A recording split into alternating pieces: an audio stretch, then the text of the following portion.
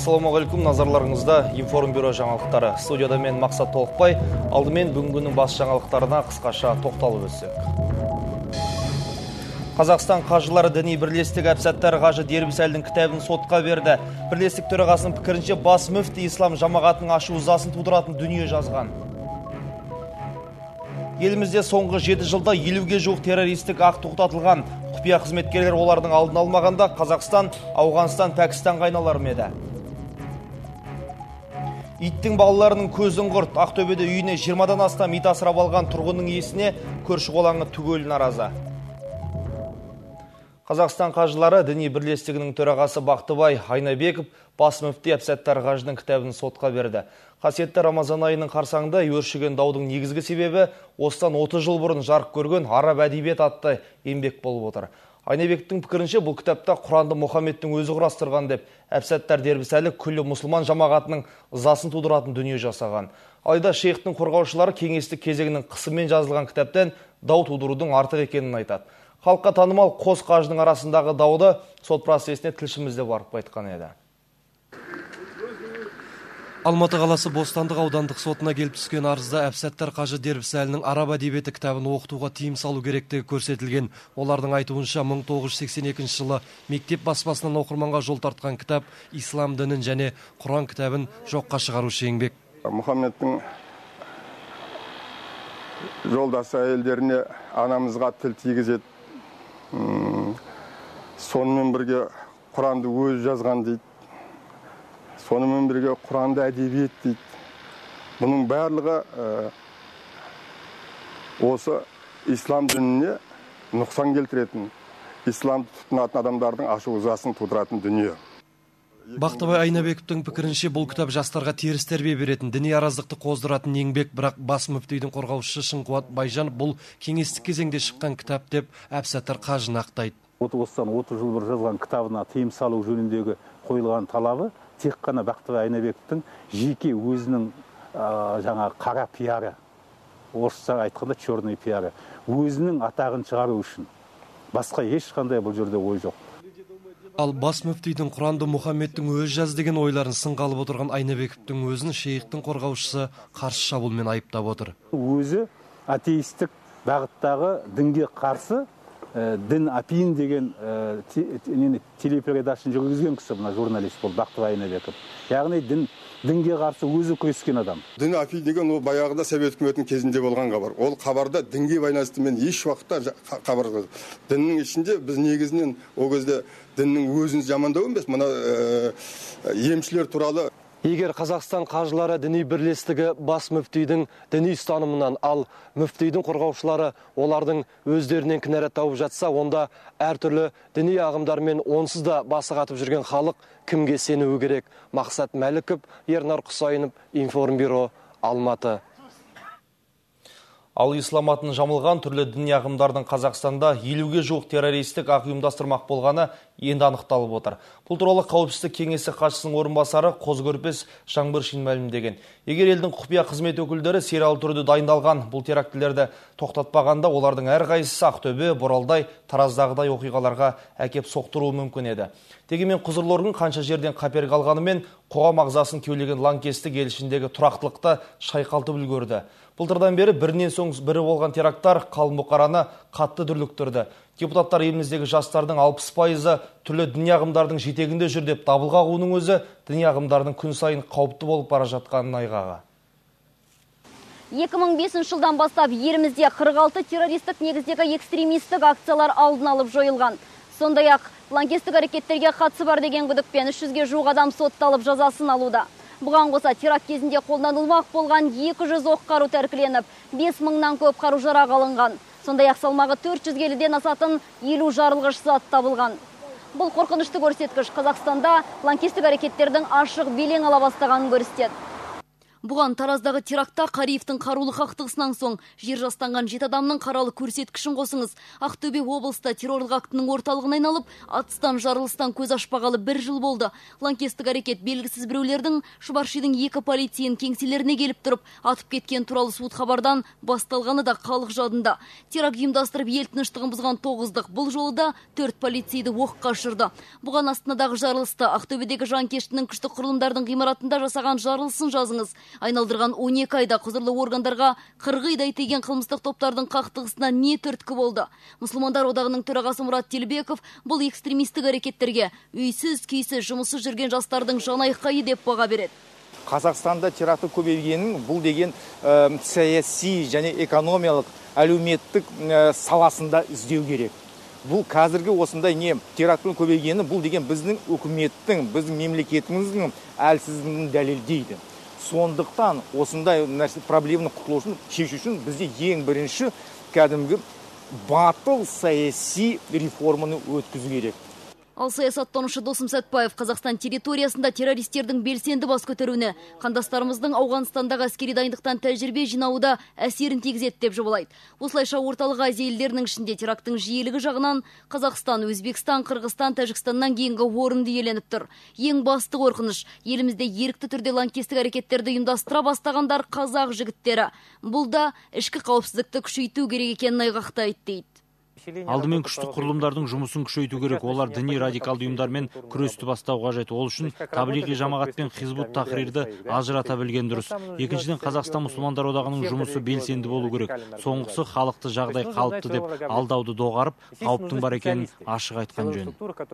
Оған қоса халықаралық діни экстремистік ұйымдар орталық Азияға, оның ішінде біздің елге де мақсатты түрде қадам басып етек жайғылар келеді. Саясаттанушылар мен теологтардың пікірі осы жерде түйіседі.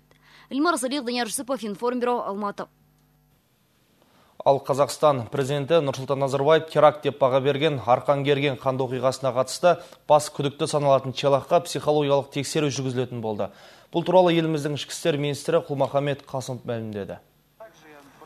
Қолда бар мәліметтерге сүйенсек, сараптама жүргізу үшін шетелдік мамандар арнайы шақырылған. Айда жүргізілетін психологиялық сараптамалардың нәтижелері бақ өкілдеріне кейінірек белгілі болады. Естеріңізге сала кетейік, 13 маусымда бас прокуратура Владислав Челахтың 14 қызметтесін және орман қорықшысын өлтірген мойындаған туралы бейне жазбаны ел назарына ұсынған болатын. Тергеу бойынша қылмыстық жасалуына ішкі қайшылықтар түрткі болған. Ал Көкшетауда 2 күнге созылған жауында 80 шақты үй мен 5 әкімшілік нысан су астында қалды. Мәселенің басты себебі арықтардың тазаланбауынан дейді тұрғындар. Қазір төтенше жағдайлар департаменті үйлерді судан тазарту үшін 21 техника жұмылдырған. Алайда оның 80 үйге шамасы жетер емес. Көптеген баспанадағы су тізеге дейін жеткен. Жер үйде тұратын көкшетаулықтар кеше туысқандарына түнеп шыққан, ал таңның атысымен су алып кеткен үйлеріне келіп не істерлерін білмейді. Ал Геннадий Гученко мына үйде 50 жылдан артық тұрады. Ол қазір қартайған шағымда қайда барып күн өлтем деп қиналуда. Өйткені су астында қалған үйлері құлауға шақ тұр. Геннадий әйелімен көктем бойы темір вагонда тұрып келген.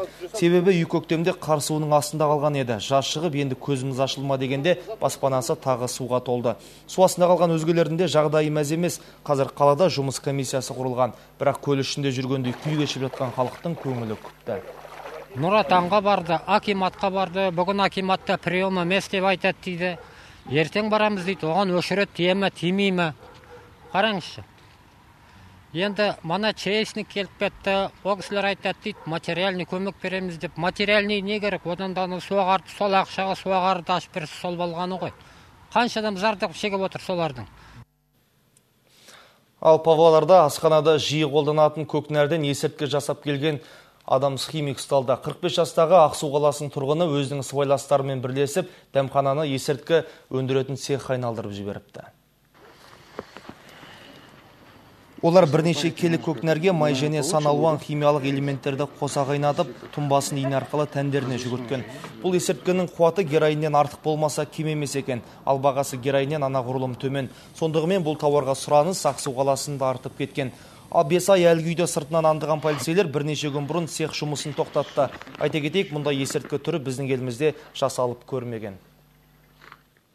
Өрт сөндіруші Фанзу Саденов Үлбі өзеніне батып бара жатқан 3 баланың өмірін құтқарып қалды.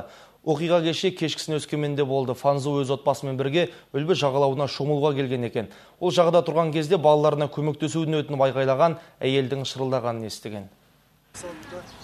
Өзен ағысы екі ұл мен қыз баланы тартып әкетіпті. Шұғыл қимылдаған өрт сөндіруші алдымен қызды, содан кейін ұлдарды зорға шығарып алған.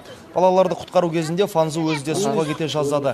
Оқиғаны көріп тұрған әйел мен 3 баласының зәресі қашқан. Абырой болғанда бәрі дін аман. Айта кетейік, жыл басынан бері бір ғана Өскеменнің өзінде 7 адам суға кеткен. Біреуін шығарып, екіншісіне барсам, ол вообще ол судың астына кетіп қапты.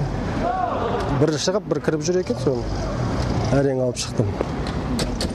Ешқандай ештеңе ойлағам жоқ мен. Құтқарған кезде өзім тұншығып кетемін андай-мындай деп. Ал Ақтөбеде 20 шаршы метр жерде 20 итті асырап отырған Раиса Алиникованы көршілері бірлесіп сотқа берді. Мүңкіген естен дәлізді иттердің артынан тазартудан жалыққан тұрғындар үй иесін сот арқылы ғана тәртіпке шақырмақшы. Атышулы жануарлар жанашыры иттермен өлсемді айырылмайым деп тақымын қысып тұрды, алайда ұзаққа созылмады. Себебі шұбырып жүрген иттерді арнайы мекеме мамандары күшпен алып кетті. Үй жануарлары адамның ең жақын дос деп санайтын Раиса аш-жалаңаш иттерді далада қалдыруға дәтім жетпейді дейді.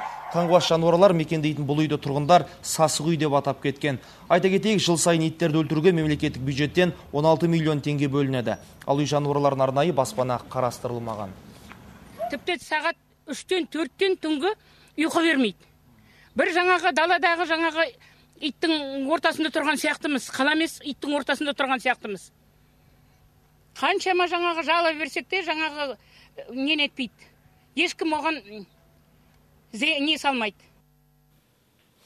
Отандық өнімдер бәсекеге бейімдел алмай отыр. Сұраныс шоқтың қасы. Шикізатты дайындау, сақтау, тасымалдау жүйесінде сыр беріп тұр. Жауыр болған мәселелер Алматыдағы форумға келген халықаралық сапа менеджерлерінің қырына ілікті. Шетелдік сарапшылар Қазақстан тауарларының ірі компаниялармен теңесу үшін негізгі басымдық берілу керек алғышарттарды тізбектеп берді. Толығырақ Жанар Жолтаева бейнебаянында. Жыл сайын дәстүрлі түрде өткізілетін халықаралық форумға биылғы жылы Жапония, ақш, Филиппин, Жаңа Зеландия, Өзбекстан мен Қазақстанның мамандары қатысуда. Сарапшылар еліміздегі кәсіпорындарда, мемлекеттік басқаруда, әлеуметтік және экономикалық салаларда қолданылатын менеджменттік құралдар мен заманауи әдістемелердің қолдануы туралы пікір алмасты. Бұл ретте дамыған елдердің іс тәжірибелерімен танысу, олардан керегімізді алу әсіресе маңызды дейді олар. Қазақстанның қазіргі жағдайы 30 жыл бұрынғы Жапон елін еске салады. Өнім өндіріп не қызмет көрсетіп отырған Қазақстандағы әрбір кәсіпорын сапа көрсеткіштерін жоғарылату арқылы тұтынушысына құндылық әкеледі. Ал бұл адамдардың компанияға деген сенімдерін арттырады. Кедендік одақ кәсіпорындарға 170 миллион тұтынушысы бар үлкен сауда алаңының есігін жайды. Бұл ретте Қазақстан тарапынан отандық кәсіпкерлерді ерекше қолдауға мүмкіндік азайды. Өзге елдердің сапына қосылып, олармен иық тіресе бәсекелесіп, алдын орап алға шығу үшін өнімнің сапасын жоғарылатып, бағасын икемдете білу керек дейді мамандар. Ал ол үшін технологиялық шикізатты қамсыздандырудан бөлек жаңа басқару тәсілдерін игергеніміз жөн деп санайды сарапшылар. Егерде бұрын айтатын болсақ, тек қана мына өнімнің сапасы десек, қазір өнімнің сапасы емес, басқарудың сапасы, басқару жүйесінің сапасы болу керек. Былай айта келсек, кәсіпорынның сапасы деп түсінуіміз керек. Сонда біз бәсекеге түсе аламыз, сонда біз мына әртүрлі экономикалық дағдарыстың кезінде тұрақты дамуға мүмкіндік аламыз. Қазірдің өзінде еліміздегі кәсіпорындардың дені техникалық реттеу мәселелерінде осал, техникалық регламенттер мен халықаралық стандарттарды толық пайдалануға мүмкіндіктері тапшы дейді ұйымдастырушылар. Ал бәсекеге қабілетті болу үшін кадрларды дайындау, білікті қызметкерлерден құралған ұжым құру, озық технологияларды пайдалану мен басқару жүйесін дамыту қажет. Жиынға қатысқан шетелдік мамандар менеджменттік әдістер мен оны жетілдірудің алғышарттары туралы тәжірибе бөлісіп, жиналғандарға түйінді бағдарламаларын оқып берді. Жаһандану дәуірінде бәрі өзара интеграцияға түсуде. Сондықтан компаниялардың көбісі жұмыс күші арзанырақ мемлекеттерде зауыт салып, өз өндірістерін дамытуда. Бір тауар белгісімен Қытайда жасалған зат оның еуропалық үлгісінен кем түспейді. Яғни бұл да басқару әдісінің тиімді жолдары десек те болады. 3 күнге жалғасатын форум аясында ірі компания жетекшілері нәтижелік пен тиімділікті өзара үйлестіріп, оларды ұтымды қолдану әдістері турасында шеберлік дәрістерін тыңдамақ. Жиын соңында сапа менеджерлерінің арасында байқау ұйымдастырылып, үздік басқарушылар құнды сыйлықтармен марапатталмақ. Жанар Жолтаева, Нұрбол Қызықбаев, Информ 21 арна, Алматыдан. Қапшағайдағы өздері босатқан орынға басқа оқу орнының қонжиғанын көрген кәсіптік колледж ұжымы қалалық әкімдікке өкпелеп отыр. Естеріңізде болса, балапан бағдарламасы бағымызды ашпады деп ашынған топтың айғайын информбюрода 2 мәрте көрсеттік те. Енді кәсіптік колледж жабылған жерде басқа оқу орнының студенттері оқып жатқан көрінеді. Алматыға арнайы келген ата-ананы ашындырған жайт осы. Қапшағайдағы колледж дауы өткен жылдың жазында басталған. Бұрынғы балабақша ғимаратында тәлім алып жатқан студенттер нысандарының сүрілетінін айтып наразылық танытқан. Тіпті 10 жылдан бері білім беріп келген оқытушылардың да оқу орнына кіруі қиындап, тәлімгерлер құжаттарын ала алмай әуреге түскен болатын. Менің бір денем түршіккен нәрсесі, жалпы жер шарында кепілдікке террористер алады азаматтарды. Ал енді біздің Қапшағай қаласында террористер емес акимат алып отыр. Жақ көрдіңіздер, телевизиядан жігіттіргеніңізде екінші жазға шанкені бастап бір тоғыз қамап, сіздерге жол тұрмай қойды. Міне осындай әдеті бар жерге не айтуға болады? Мынау ұят масқара әңгіме. Бұл балалардың бәрі осы регионның балалары, сырттан келген жоқ. Өмір бақи осы регионның мектептерінің выпускниктары. Енді олар қайда барады енді сонда қазір? Түсініксіз әңгіме. Артынша наразы топ дауыл нысанынан балалардың былдыры естілмейді. Қазақстандық Лас-Вегаста ойынхана аздық етіп оқу орнының орнына ойынхана салынатын болды деп бас көтерді тағы да. Бірақ әкімдік өкілдері бұл сөзді қауесетке балап басу айтқан. Жаңадан ашылып жатқан балауса балабақшада балабақша ашылады. Ол жерде ешқандай казино, ойын сауық орны ашылмайды. Ол жоспарда да жоқ бізде.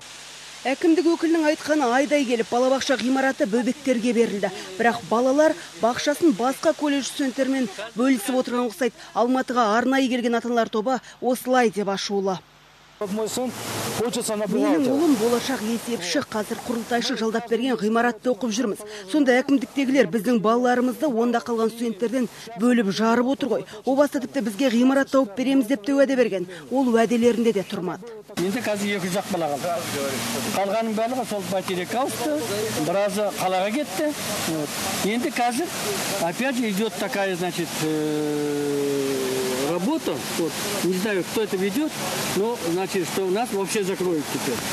Камераға қарап тіл қатудан бас тартқан құрылтайшыны қапаландырған жайт мынау. Қаңырап қалған құрылыс нысанына қожалық жасап, қаражатын салып, жөндеуден өткізгенде далада қалған студенттермен бірге. Енді наразы топ өздерін аллаған әкімдік өкілдерінің үстінен арызданып, сот орындарына шағымданбақ. Ирина Сабитжан, Зинат Абулхаиров, Информбюро, 31 арна, Алматыдан. Жаңалықтарымыздың екінші жартысынан көретіндеріңіз. Қазақтың зиялы қауымы әдемі қартая біле ме? Нағыз ақсақалға лайық мінез кімдерге тән? Тапқандікі, ешкі баққандікі. Ағылшын археологтары Еуропа тарихындағы ең ірі қазынаға жолықты. Бізбен бірге болыңыздар.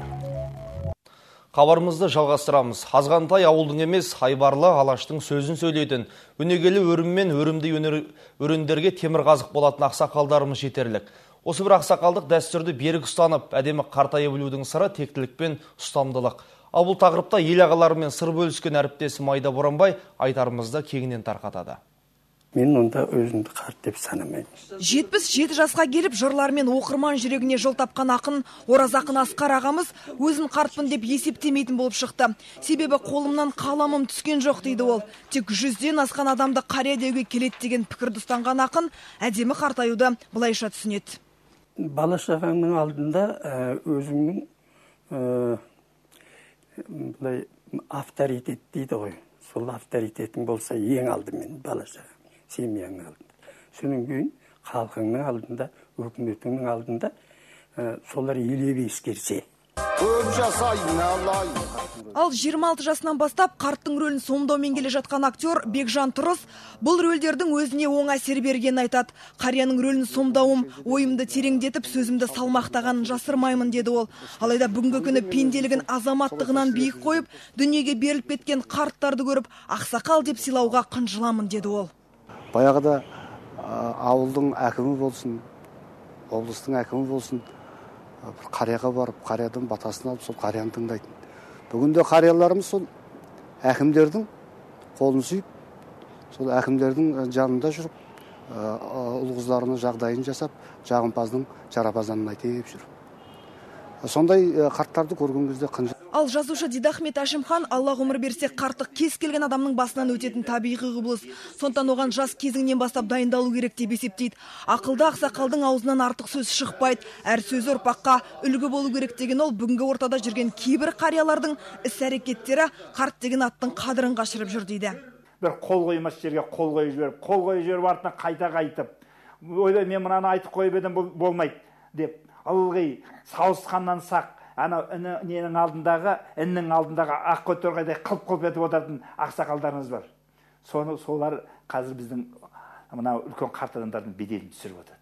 Көңіл күйі араққа байланысты бір ақсақал келіп айтатын көрінеді.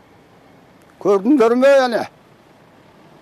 Бауыржан Момышұлының келіні атасы туралы кітап жазыпты.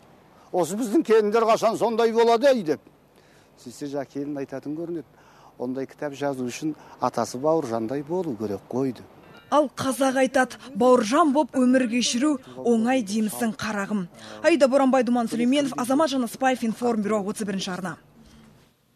Ал британдық Джерси аралынан екі әуесқой археолог Еуропа тарихындағы ең ірі қазынаны тапты.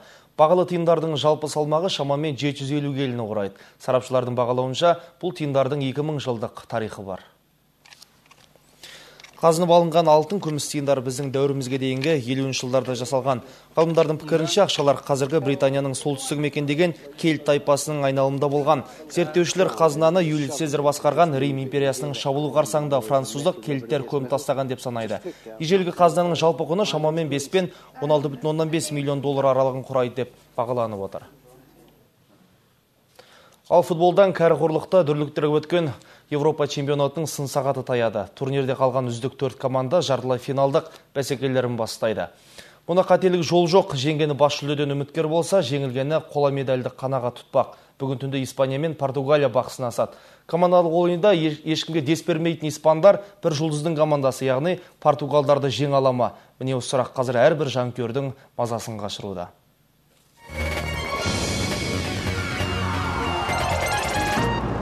Миллиондаған жанкүйерлер тағатсыздана күткен жартылай финалдардың басталар сәті осы. Украинаның Донецк қаласындағы супер заманауи Донбасс арена бүгінгі түнде көпшіліктің бас назарында болады. Мұнда Испания мен Португалия матч ойналмақ. Бұған дейін қос командада өз кездесулерін Польша жерінде өткізген еді. Кеше алғаш болып Украин жеріне португалдардың аяғы тиді. Атшулы Криштиану Роналдо бастаған ойыншыларды әуежайда жергілікті халық салт дәстүрмен қарсы алды.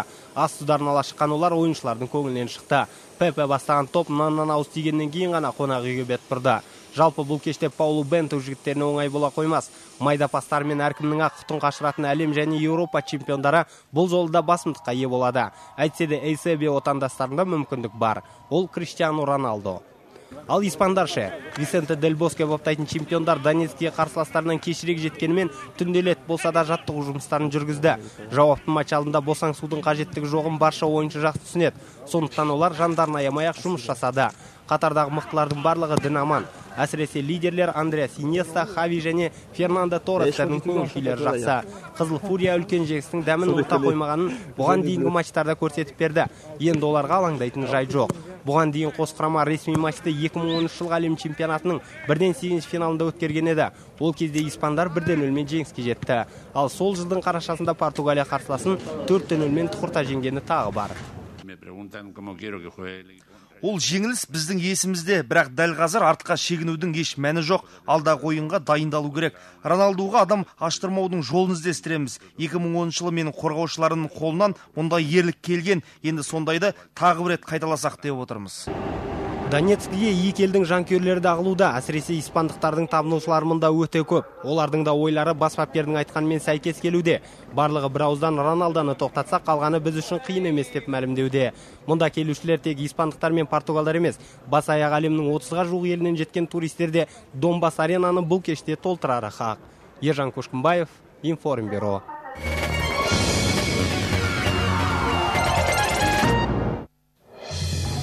Сізге әрдайым тек қана жақсы хабар жеткізілсін. Samsung Galaxy S3 жақсы кеш, жақсы оқиғалар тілейді. Бүгінгі осы Информбюроның орыс тіліндегі шығарылымын әріптесім Ержан Сүлейменов жалғастырады. Аман сау болыңыздар.